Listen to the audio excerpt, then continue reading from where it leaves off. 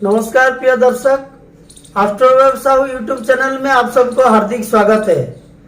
दोस्तों, आज हम जानेंगे कुंडली में संतान उत्पत्ति का योग। दोस्तों, कुंडली में अगर संतान जगह में शुभ ग्रह अगर बैठा है तो व्यक्ति को संतान प्राप्ति होता है। अगर कुंडली में पाप ग्रह अगर संतान भाव अगर पाप कबलित तो होता है तो संतान उत्पत्ति में बाधा देखा जाता है। उसका बारे में हम आज जानेंगे जे कौन सा ग्रह कौन सा भाव में बैठने से आदमी को संतान प्राप्ति का योग बनता है और किसी किसी को जो संतान प्राप्ति होता नहीं, वो कुंडली के अंदर कौन सा ग्रह का प्रभाव वजह से उनको संतान प्राप्ति हो नहीं रहा है, होता नहीं है, उसका बारे में हम आज जानेंगे। लग्न कुंडली, ये एक कुंडली है। मेष लग्न, मेष वृष मिथुन कर्कट सिंह कन्या तुला बिछा धनु मकर कुंभ मीन, ये द्वादश भाव के अंदर ये नौ ग्रह है। ये नौ ग्रह का स्थिति जो है, पंचम भाव को संतान भाव बोला जाता है। व्यक्ति का जीवन में संतान प्राप्ति कितना होगा, संतान प्राप्ति होगा या नहीं होगा, और संतान कैसा संतान प्राप्ति होगा, वो सब कुंडली का सब पंचम भाव में देखा जाता है। तो ये पंचम भाव में स्थित ग्रह और पंचम भावाधिप ग्रह और पंचम भाव को दृष्टिपात करना ग्रह को देखना पड़ता है।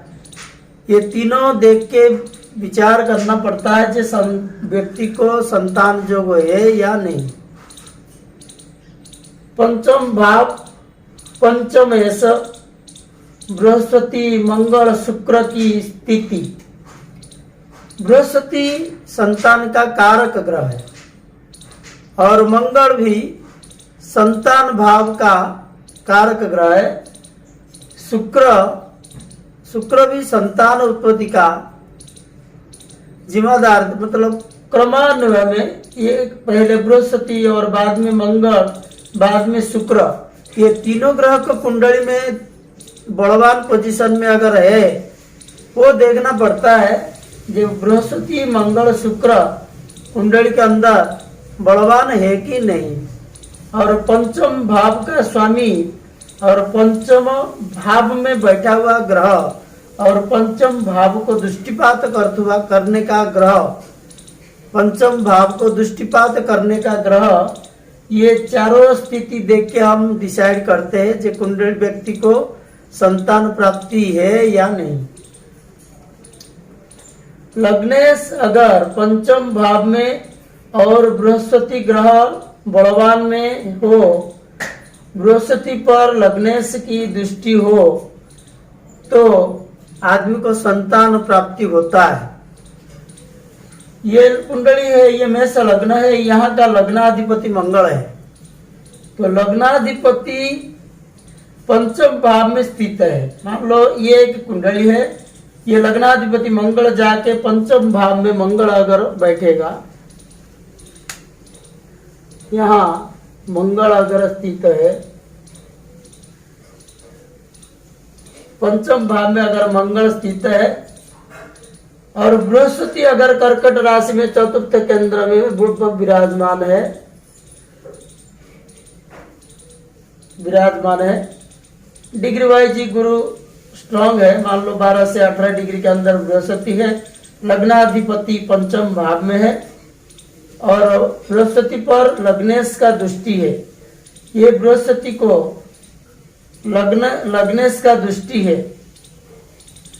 अगर बृहस्पति को लग्नेश का दृष्टि है तो आदमी को उत्तम संतान प्राप्ति योग बनता है, आदमी को संतान प्राप्ति होता है। दूसरा नियम बताया, पंचम स्थान पर वृषभ कर्कट और तुला में से कोई भी राशि हो तथा पंचम भाव में चंद्रमा या शुक्र स्थिति हो या उससे देखते हो तो संतान योग बनता है।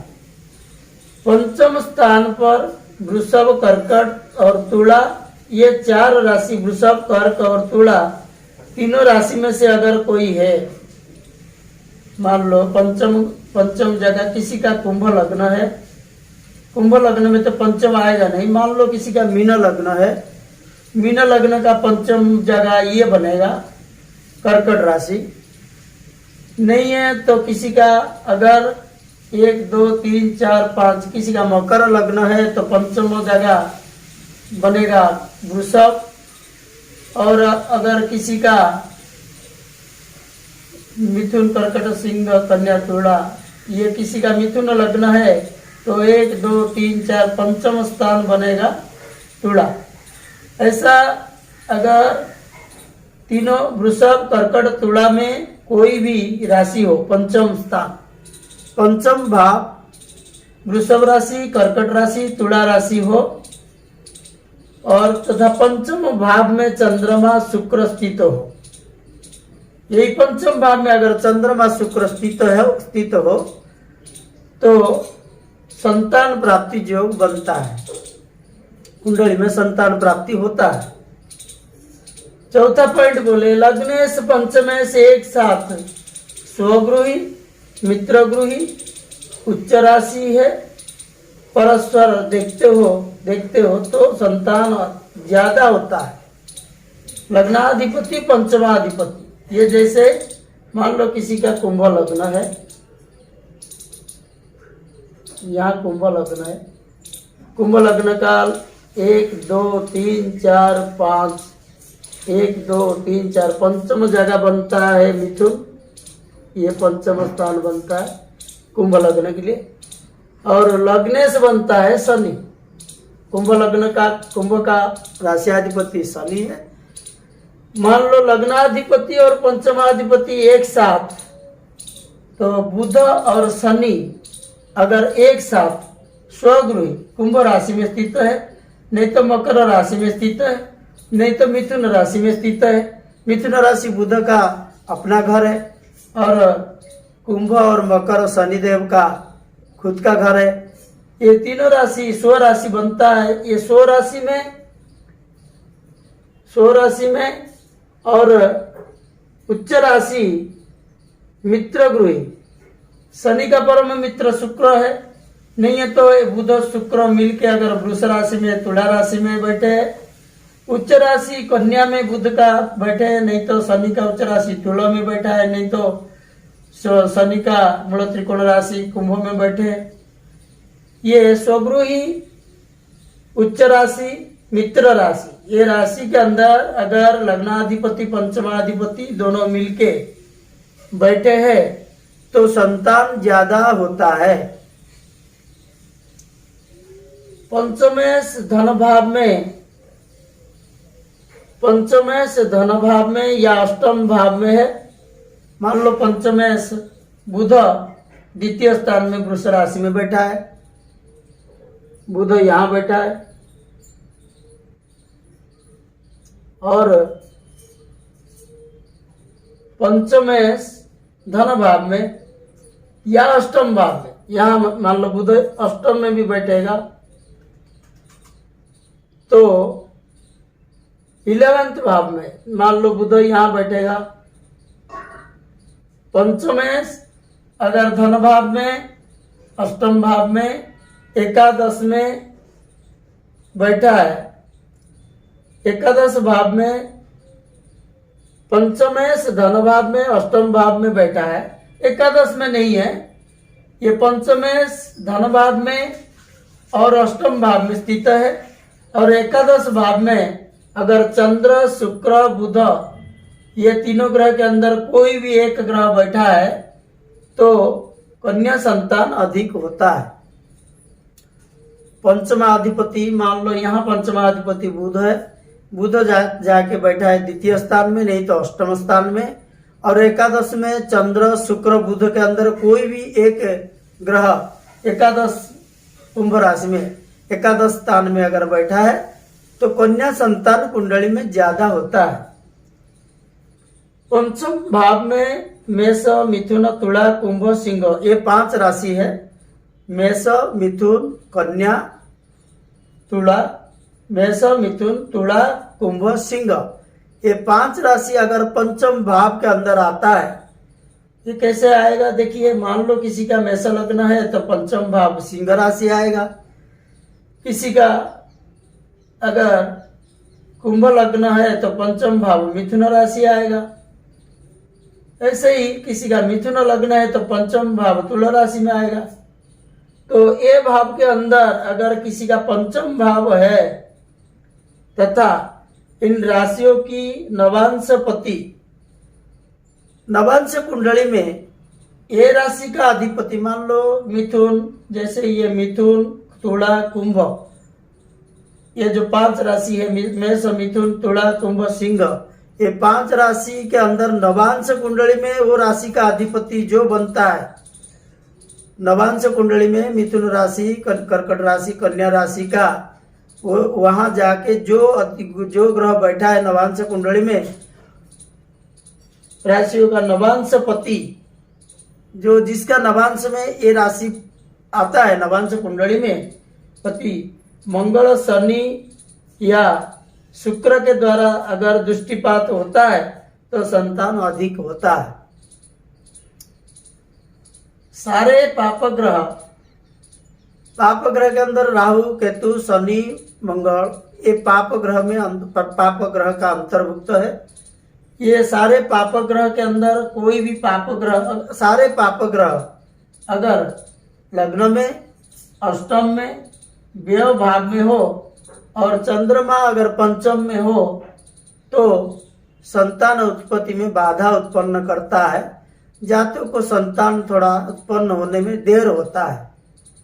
मान लो पाप ग्रह के अंदर राहु, केतु, शनि, मंगल, ये सारे ग्रह मिलके एक साथ लग्न में है, नहीं तो इसके अंदर कोई भी पाप ग्रह, ये जो पाप ग्रह सारे 1, 8, 12 में, मान लो लग्न में किसी का एक पाप ग्रह है, अष्टम में भी एक पाप ग्रह है, व्यय स्थान में भी एक पाप ग्रह है, तीनों भाव पाप कबलित तो हो गया। नहीं है तो तीनों ग्रह मिलके, जो सारे पाप ग्रह मिलके अष्टम जगह में बैठे तो आदमी को संतान प्राप्ति होता नहीं है। नहीं है तो संतान प्राप्ति बहुत विलंब होता है। सारे पाप ग्रह चतुर्थ प्लेस में बैठे हैं, जैसे चतुर्थ प्लेस ये हो गया मेष लग्न हिसाब से, किसी का कुंभ लग्न है तो 1, 2, 3, 4 चतुर्थ जगह ये हो गया। ये सारे पाप ग्रह अगर चौथा प्लेस में बैठेंगे, लग्न में मंगल, पंचम में सूर्य तथा अष्टम में शनि है, लग्न में मंगल, पंचम में सूर्य और अष्टम में अगर शनि है,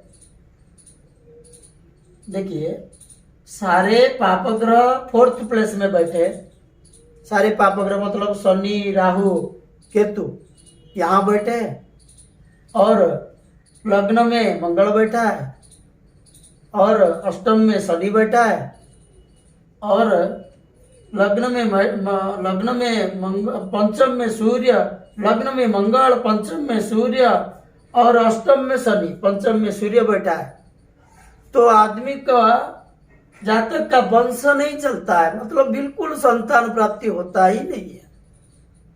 ये कुंडली में अगर ऐसा योग है, सारे पाप ग्रह चतुर्थ प्लेस में बैठे हैं, लग्न में मंगल बैठा है, अष्टम में शनि बैठा है, पंचम में रवि बैठा है, तो आदमी को बिल्कुल संतान प्राप्ति होता नहीं है, उसका वंश आगे बढ़ता ही नहीं है।